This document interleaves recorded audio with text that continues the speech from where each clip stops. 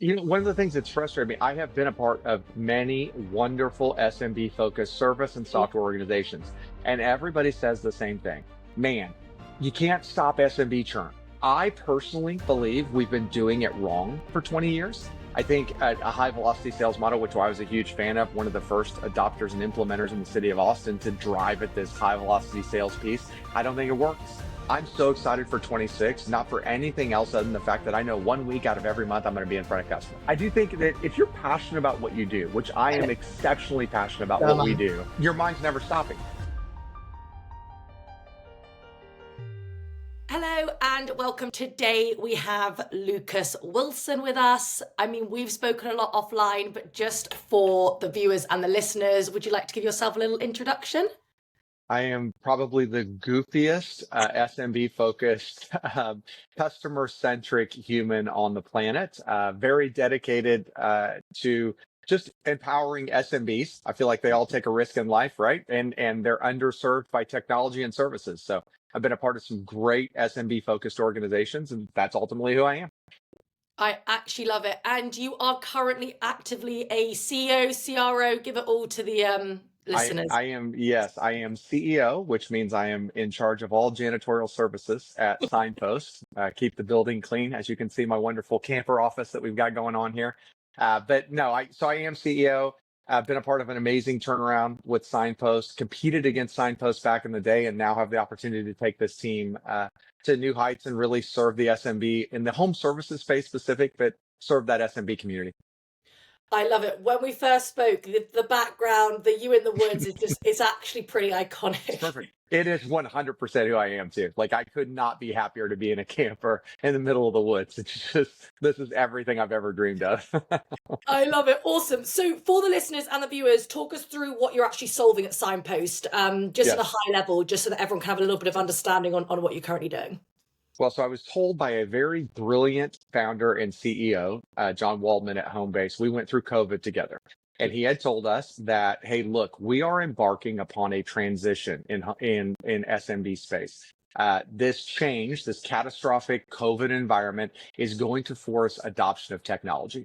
Right. So that's kind of the piece where if you close your eyes and you think, okay, where are you at with Signpost? Yeah. We started really anew. Signpost has been multiple different things Mhm. over the years, and really done all of them to a degree of success, but not ever really nailed it. Hence why we were in a turnaround situation. And I am very, very focused on one thing. That in all parts of my life, I am focused. Let's get one thing. Let's nail one thing. And so we started going back through thousands of churn customers, and just I called every single customer. My first Your 90 favorite days thing in the was world. just call the churn customers. Why'd you leave us? What didn't we do? What is your biggest problem? I'm not trying to sell you. I just want to talk to you and understand what's your Yes. frustration. It all came around to omni-channel communication. We live in an omni-channel world. They get communications via text, telephone, their website. They pay for leads, sources like Angie, Google LSAs, Thumbtack, all these. They have their field service application where they try to track things as a CRM. You know what? They could be Yeah. using Google Sheets just the same, right? Like that's the broad spectrum of what you have. And you have kind of a changing of the guard.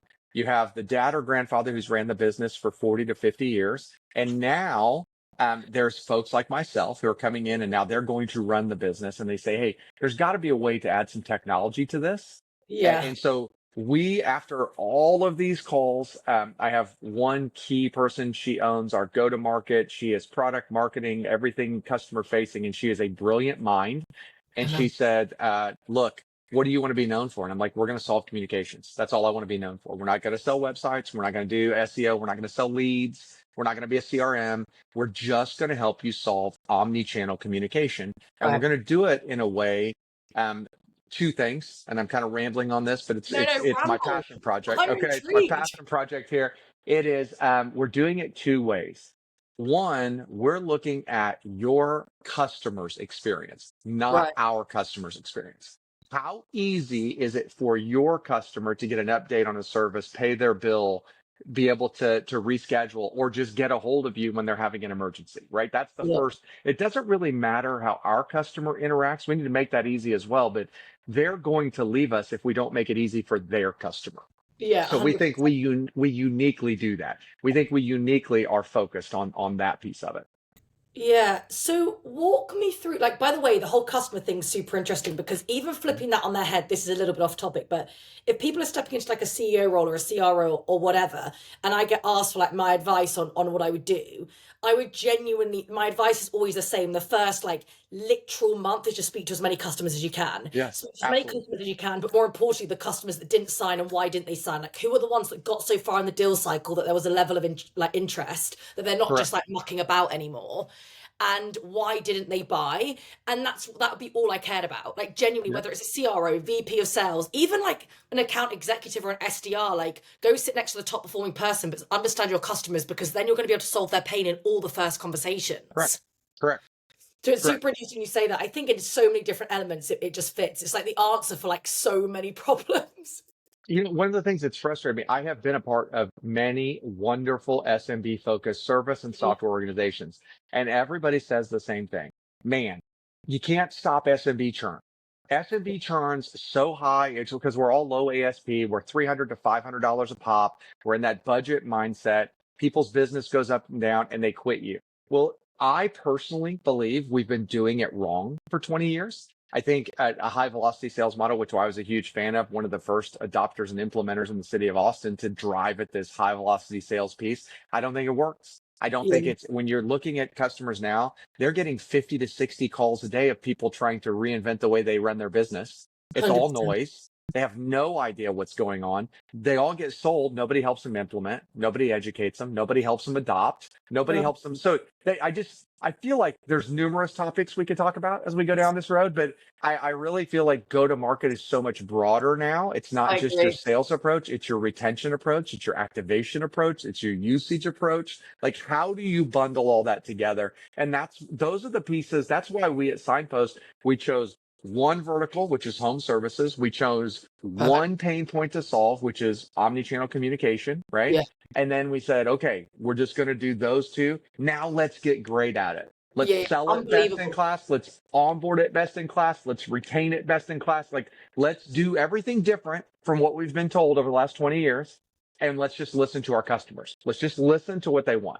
100%. And it's so interesting you say that because even on the front end side, if you go that niche, because people are like, no, because I don't want to say no to anyone, and like Yeah. I want to generate revenue. Well, there's like two folds here. It's like, well, if you go that niche, then your messaging's super clear, and the person that's going to read your messaging is actually going to solve a clear pain point for That's because you're exactly correct. actually that niche. And then is your niche that small that you can't become and hit your revenue No. goals? Because if it is, then Right. okay, but like it's very rarely that there's like a niche that is that small, especially in blooming America. But like that's what I always say to people because then the messaging actually resonates and then you provoke emotion rather than it just being something really broad.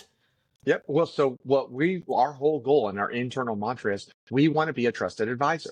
And you Yeah, of can't be a course. trusted Yeah. advisor if you have 50 verticals, right? Like Yeah, no, you're literally. like, you have no idea. So I will tell you though, this argument comes up every day. Slack, it blows up in there because there's always an edge case, right? And sales is trying to sell. I'm a sales guy. Like I'm trying to Yeah, sell I it know. and It's I'm literally glad they're full pushing it. But I'm glad they're pushing it. But the other point is we say no to a lot of customers because we're focused on doing it right for one group, right? there. We're going to get it right on that one group. It's just funny though, because you have that consistent argument because what about the revenue? And you were talking about, can you not hit your goal? We did one small piece, HVAC, right? So HVAC contractors, it would produce $35 million a year in revenue for us if we closed 80% of the HVAC contractors out there. And that's not even our sole focus. We're home services, right? So Yeah, you look cool. at it, you could be $1 billion business and Yeah, just focus on exactly. home, but you got to get your mind around it. You have to be Yeah. convinced that you could be. And now you have to get really focused on going and staying specific. I don't know if And that makes sense or not. people will negotiate with themselves. People will see a founder like Absolutely. yourself and go, "Oh, this is too much to turn down. I'm trying Absolutely. to." I've done it. All these years of being a sales leader, I'm negotiating with the CEO, and now I've had to go back and apologize to all these CEOs that I Yeah, negotiated with forever because I'm now learning the hard way that, like, no, this is not what I want to do. So yes, it's absolutely the case. You tell yourself a story. I've negotiated every way up my career. Yes. Negotiating fool. I've been a negotiating fool my entire life. Come on. I love it. Awesome. So just on that topic of go to market, I'd love to hear about like your structure, how you're thinking about it Mhm. going into 2026. I know offline we've had some comments about like if you're going to sell with value first or direct first, but like how are you at Signpost really thinking about structuring your go to market function at the minute? So we're actually deep in the middle of it, and we have been for probably the last 6 to 9 months. And we Nice. believe that we're in a different capital market, right? Yeah. The time of getting fundraising where you're 200, 300, $400 million and you can just That was blow a bunch me. of money. Yeah, I, exactly. I was, I was a part of that that. was us. I We was a part of burned it as cash. well. Yes. We don't have the luxury. We are very much like our home service customers that we serve. We do not have a huge budget. We do Yeah. not have $200 million in the bank. We are very much have to make the right operational decisions, right? And serve our customers correctly. So how we look at it is we believe that channels and partnerships are huge for us Yeah. because those are like-minded businesses that are trying to serve our customer the same as we do. They're passionate about it. They care about it. And we believe combined together, we actually add value, right? Of course. The second piece we believe is our sales team, we actually don't have a title of sales rep. We have solutions in Got our it. name, right? Because we sell and then we own them for 90 days. Yeah. So the 90-day piece, what we're really focused on in a go-to-market piece is to be product led in our growth, let the product do the speaking, really get out on social channels, really get out as trusted advisors, putting content out and showing, hey, listen, we listen to our customers. Here's what our customers, how we're solving concerns. Others just like you could solve problems and do it the same way as we do. Our folks that handle those sales then say, look, I'm not just going to sell you. I'm actually going to be here for 90 days. I'm going to educate you.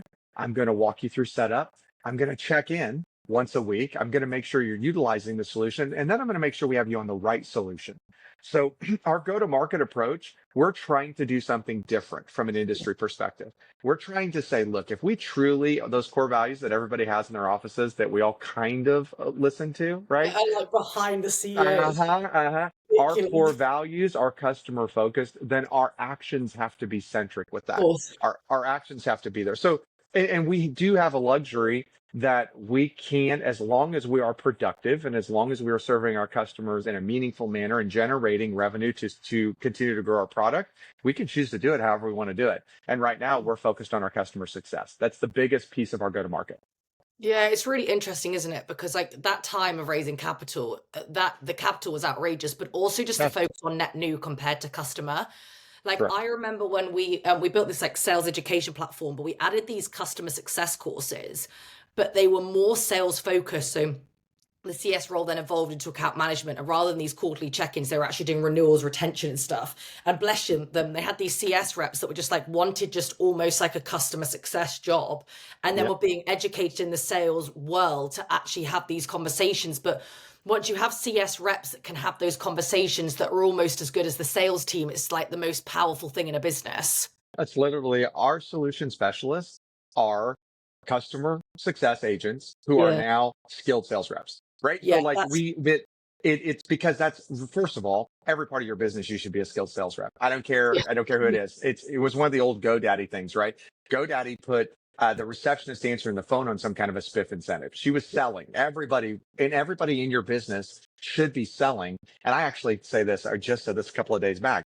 Selling your customer doesn't mean defrauding them or putting Of them in course. something that's not. Selling them is like, look, this is a value. I've seen others benefit from this. We should be having this conversation. I Of don't course. care where they're touched. A product person should be selling, right? And so I think that that's, to your point, it's taking the time to educate everyone to be able to Yeah, do it, it's as fun. opposed to saying, oh, you know what, just transfer them over here. What a poor customer experience, right? Like oh, I don't sell. Let me send you over to the sales team. Okay, look, why can't I just stay with you? I have a relationship with you. Let's just talk to you. And that's ultimately what we think works best too.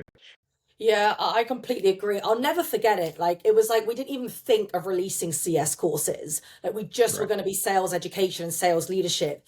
And when we released like the CS like module platform, whatever you want to call it, it was just insane the appetite for it. Because I I think guarantee it. even back then, when that time where raising capital was like super, or not easy is the wrong word, is it ever easy? But you know what I'm trying to say.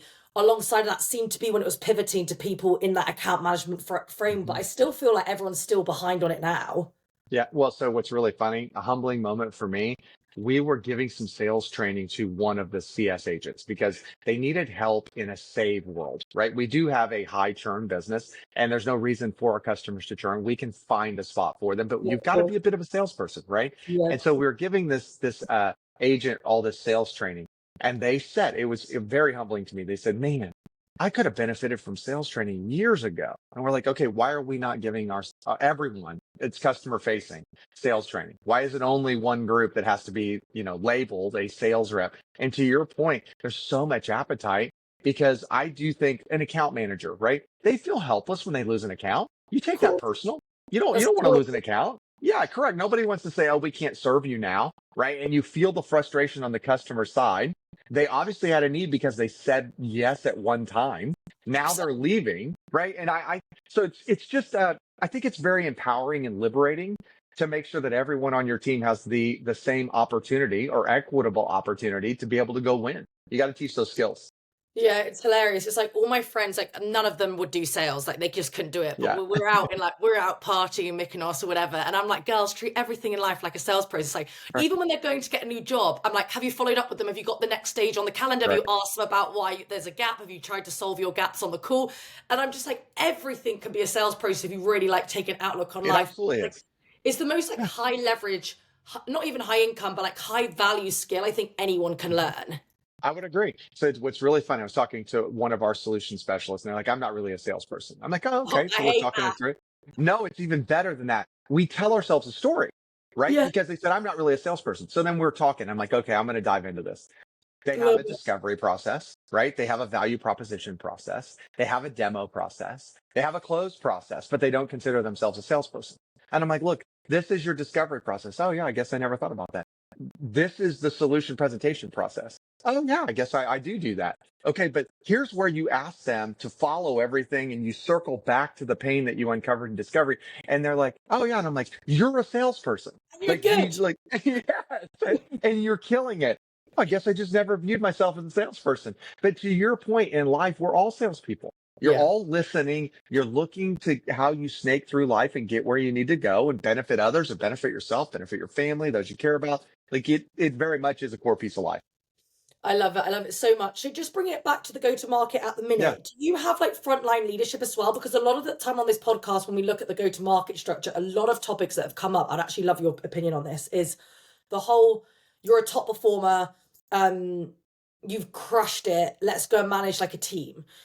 Yeah. Let's go manage a team, but you've never been taught how to coach, and you probably get like once a month check in with your CRO or CEO. And I Yes. think like our industry is fundamentally flawed in the fact that apparently middle line leaders just never got any coaching on how to coach or what their Absolutely. job really is. Yeah. Um, Absolutely. so yeah, what's your kind of perspective on that? And do you have frontline leaders? I'm not sure how big your go-to-market team is, but yeah.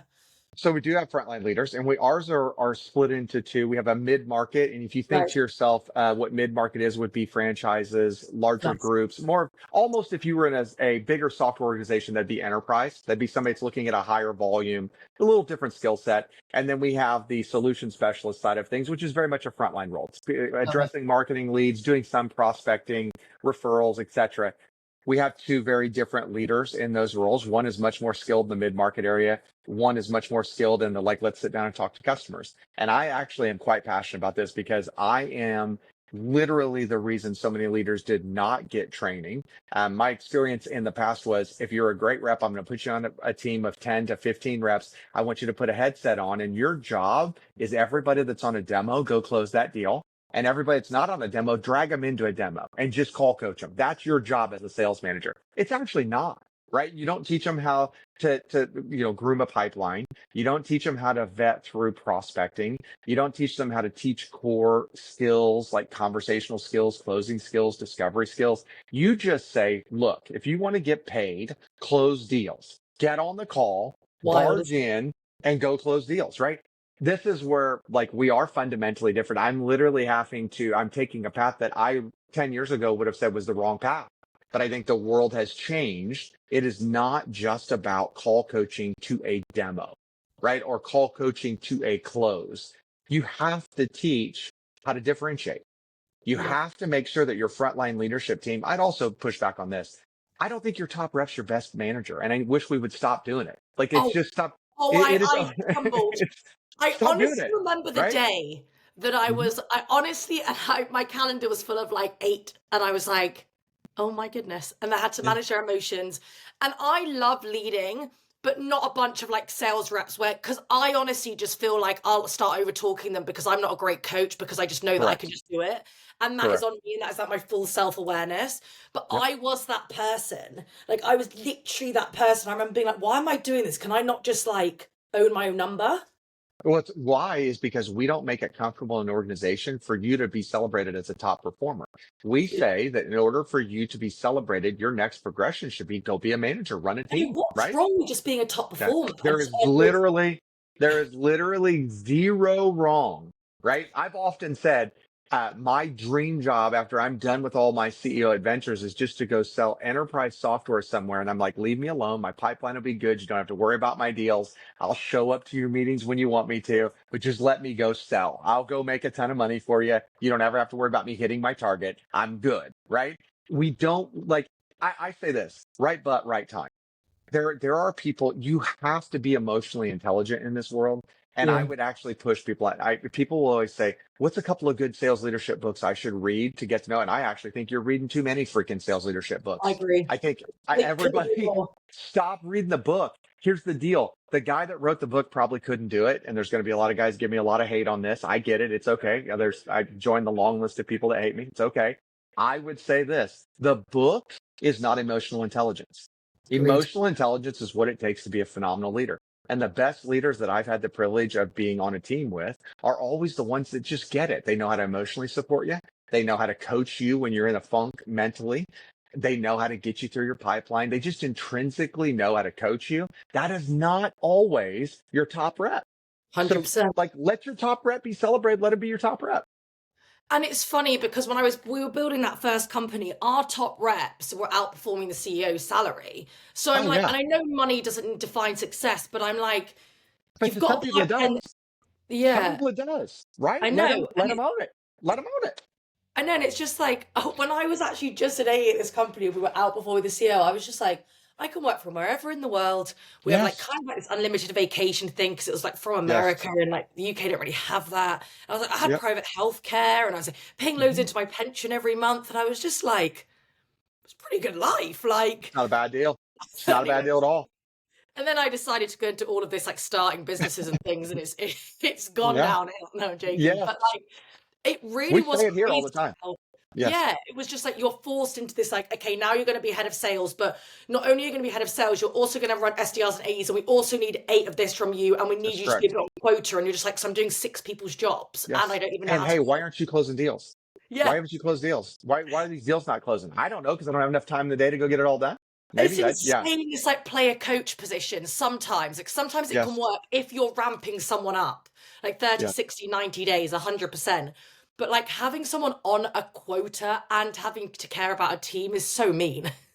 Yes. I actually believe there are some people that are hardwired up to lead, and that's fantastic. And they're intrinsically driven to benefit others. I have one of my leaders is that way. He literally feeds off of getting other people to success.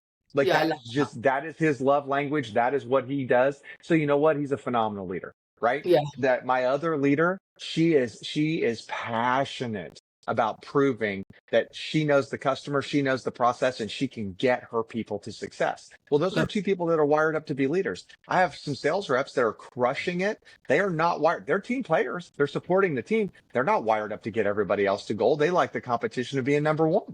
So then yeah. why make them a leader? Right?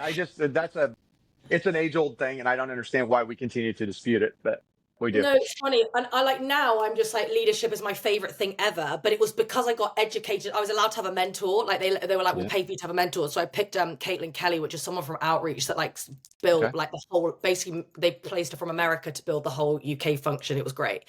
But I Nice. picked her, and it was the best thing I ever learned, because what I learned was I am really intrinsically motivated by people's success.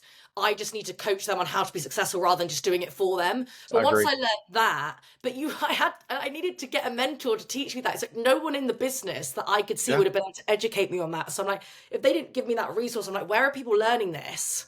Right. I think it's more people also need to take the time to slow down and share. I'm very proud of my mistakes. I know, So me too. I share my mistakes quite often.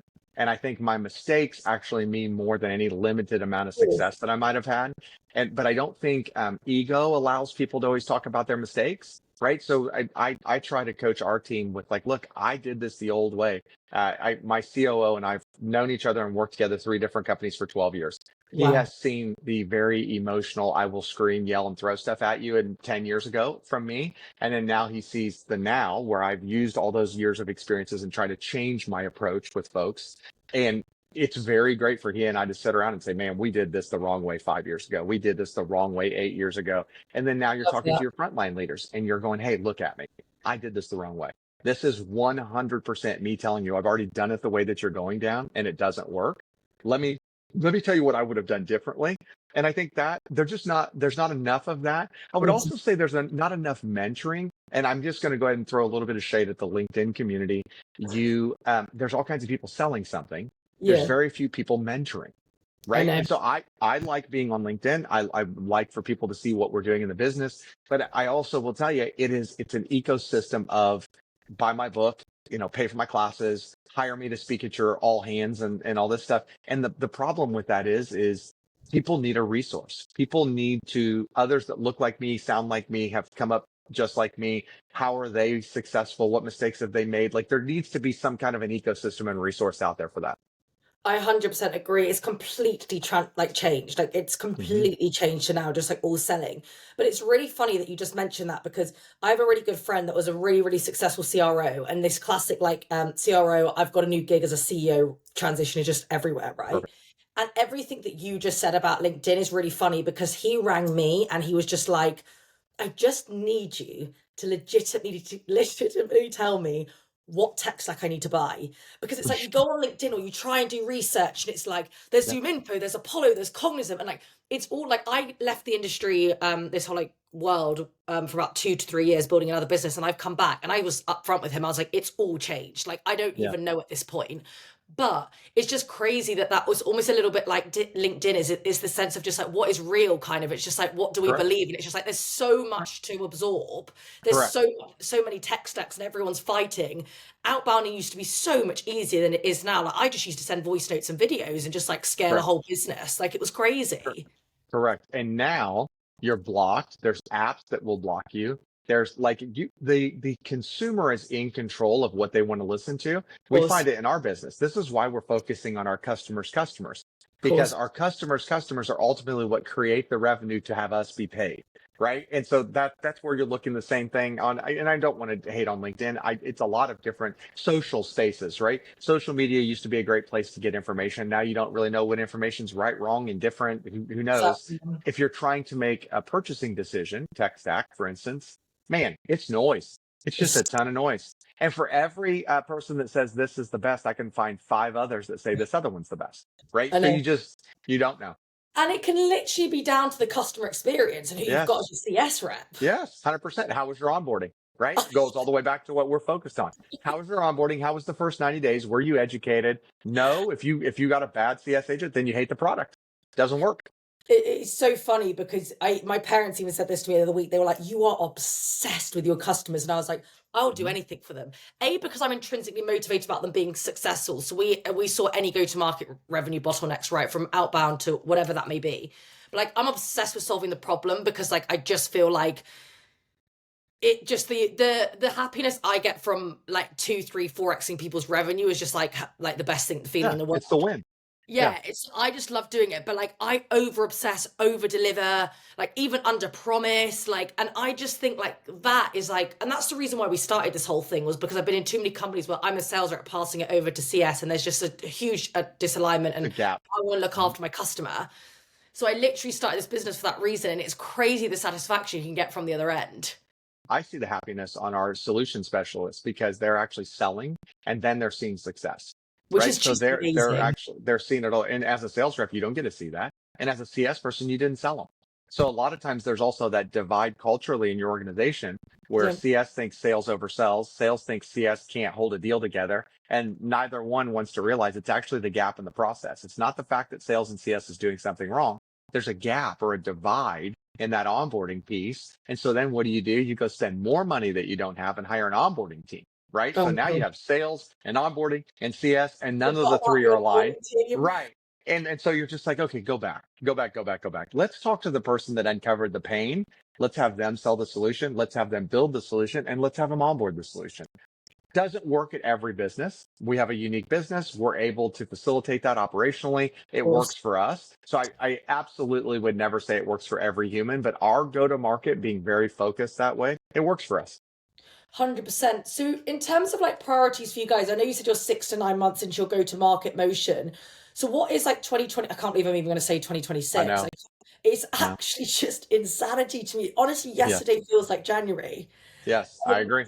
it's crazy. So what are like the top focus points in terms Mhm. of going into next year? Is it just really like throttling the scaling on that go-to-market, obviously involving the customer? But yeah, I would love to hear more.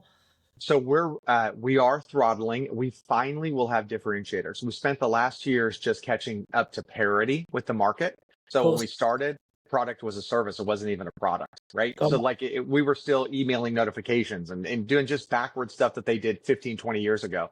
So we've gotten to parity.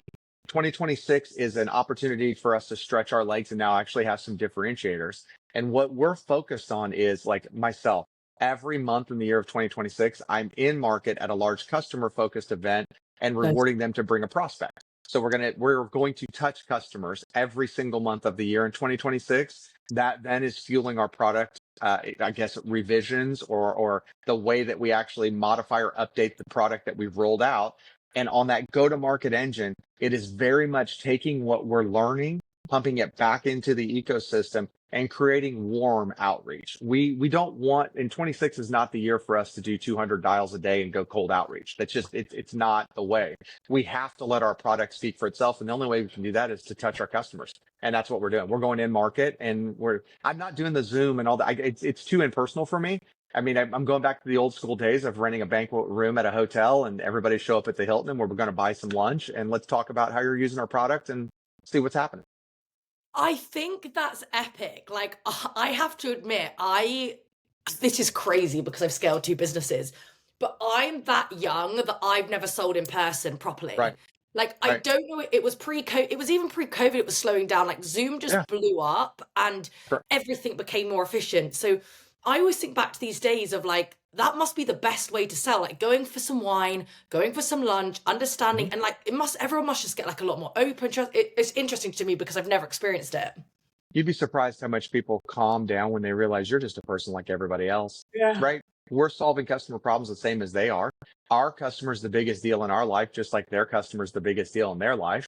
And I'm tired of doing it over a digital media. I want Yeah. to be in person. Our finances are to a point to where it's allowing me to go get on the road 12 months and it's allowing me to go out and just shake a hand. Say, look, where are we screwing up? Let's talk about this. And I think also too, there's an element of they're going to be more truthful in a conversation that's face to face than if I send an email or we send every month, we send, hey, talk to the CEO, tell me what's going on. We don't get response to that. Nobody ever responds, right? Nobody ever like, because they're like, I'm not answering that. I wouldn't answer it. So like, it just doesn't make any sense. You know what the CEO of ZoomInfo told me on a podcast that's really funny that you just said that earlier this I, week, Henry. He said he goes, because I said, how do you retain the culture, like over $1 billion, whatever, like how are you yeah. retaining this culture? He says, he obviously would probably do this with his customers, but on the topic we're talking about, he goes into the office, sits Yeah. down with them and gets them to tell him what's happening. I And then love he it. just sends a few Slack messages because obviously that's going to be sorted quickly of all the ones that he can quickly help. And then he works Uh-huh. on the bigger projects, but he goes into the office. I mean, respect. Like it's Yeah. like even just the lowest tier level of whatever you want to do, hierarchy of any company, which I think is a load of rubbish anyway, because I It is. actually the SDR role is the hardest role and most important, Correct. but whatever. Even to like literally people day one on the job, it's just crazy amount of like self-awareness and like, and if you can do that with your people and your customers, I mean, that's just like the best culture. Yeah, that's honestly, it's been the biggest change for us at Signpost is when I joined this team, the team was very guarded because they hadn't had anyone pull them in Of to a course. culture where they mattered, so we have live receptionists. We have folks that are actually live and answer. That's part of our product. those folks weren't even connected to the rest of the organization. They weren't allowed to attend the town halls. We didn't ask for their input and their feelings. And I look at it this way. I do not care what your title is in our organization. Oh Mine my doesn't make me any more important, less important. All it means I God. have a lot more responsibility. I got to make sure the check's cash, right? That's the only thing that means. I And love that. honestly, all of us need to share more. Like our Slack, I will tell you this. I hate Slack for one reason. I can't keep up with it because I'm old. Yeah. That's the problem. It has nothing to do with Slack. But I like the fact that we're on there. Like every team has wins channels and they're shouting Yeah. each other out and they're doing like that is a culture that your customers want to be a part of too. But you've 100%. got to communicate. You've got to drive communication. I'm actually quite excited. I was telling our mid-market sales director, I was like, I'm so excited for 26, not for anything else other than the fact that I know 1 week out of every month I'm going to be in front of customers. And I can't wait for that. Like it's to me, that's awesome. I am living the dream. Do you ever feel like, and I know we will wrap up soon because I am taking a lot of your time, I'm really intrigued by this because I agree with you wholeheartedly, but there's one part of me that's like, when you do this, you've got to be so like precise on what, like not to deviate the product too much or not to just Yep, take one thing. Like, are you theming them together? And then if absolutely. something that like comes up because like you could Absolutely. end up going like left, right, up, down if you're doing like, do you know what I mean? I do, because everybody operates a little differently in their business, Yeah. right? So you're going to have 1,000. How I'm approaching it is here's the framework of what we're solving. Okay. Inside of this framework, what's most important to you, right? And these are our top 4 things as we're hearing you all. Yeah. When you look at these 4 things, how do they apply and how do you stack rank them? But trying to give some direction because you do have to give a little direction because you're going to have somebody that goes, you know what I wish you had is Yeah. this. And Yeah. actually, I'm guilty of this. I drive Sydney. She's our product go-to-market person. I drive her crazy because I send her Slack message. We're like, hey, okay, here's the idea. What if we had? And she's I like, yeah, bet you're great on idea that for blocked one up person. 5 p.m. Oh, yeah. And I do it at like 3 o'clock in the morning and 11 o'clock at night. And I'll be like, okay, so I heard this song. And in the song, they talked about this. And if we could solve that for our customers, wouldn't that be amazing? And I know she's looking at me. Her husband has to think I'm an absolute idiot because he's I, probably like, this dude is on drugs or something's happening. Like, I don't, but you get like, because there's so many things you could solve for your customers, right? There's even just in communication. I could do AR, I could do billing, I could text links to be able to pay, and I could reschedule, and I could collect your surveys and do all. We can't do all that. We just can't. We cannot do all that. So yes, my thing is you have a couple of slide presentation. You say, here are the buckets we're working on. Let's Nice. stay in these buckets. I know there's a lot of things we could solve for you, but I think it's also just being very candid and just saying, look, we don't have unlimited resources. We can't solve everything. But the course. focus this year is solving on, these particular buckets. Let me hear what you have to say about it. Yeah, it's honestly the weirdest, like when you think about like you speak to customers and it's like the weirdest times that you're thinking It's all about the work. time. Or like, it's like, All the and like time. for me, I'm in the UK, right? So our founder and the CEO will just like, it would be like 3 a.m. at my Yeah. time, and I'll be like getting Yes. up for a glass of water in the middle of the night, and then I'm like Yes. engaged in a 4.5 minute voice note of Yes. him like pacing around New York, and I'm like, what is my life? I'm horrible with that. So I'm an early morning person in general. So I've started using the send by time thing where at least we'll send it at 9 a.m. or it'll send it at 10 a.m. But Got I it. do more thinking early in the morning. I'm an early Same. morning guy, but I'm in bed at 9 o'clock. So if you're trying to get a hold of me at 11, I'm out, right? But it is, I do think that if you're passionate about what you do, which I am exceptionally passionate about what we do, your mind's never stopping. You're always thinking about Never. something. Yeah. Oh, it honestly never stops. But I love that. Like No. my friends, like I'm so flexible with my time and blah blah. But I'll never stop thinking about this job. It's No. like crazy because like I get like a serious high Yes. over expanding people's revenue. Like it's Yes. like a drug to me. Yes. I look at it this way. If we can be known for doing good, for Yeah. really, really rocking it, I'm good. Yeah. It's not money comes and goes, awards come and go, all that stuff comes and goes. But if you can be known as a service or a platform that really solved a particular problem, to me, Epic. that's the win. That's the win. Yeah. Honestly, I love it. This has honestly been amazing. Everyone always laughs at me because I'm like, you know, that question where like, who would you want around your dinner table? And people Uh-huh. like Barack Obama, Donald Trump. I'm always like successful CEOs and CROs. I could literally speak to you for hours. But Lucas, this has been amazing. Super excited to see where Signpost is going in 2026. And We're yeah, looking forward to the ride just the same. I know. I can't wait to be watching it. I'm going to be like, I hope to just see it everywhere. I do see it a lot. I see it a lot, Perfect. especially even on LinkedIn. So yeah, Perfect. excited for 2026. And thank you so much for coming on. No, thank you for having me. I'm humbled and I just appreciate the time for the conversation. Thanks, Lucas.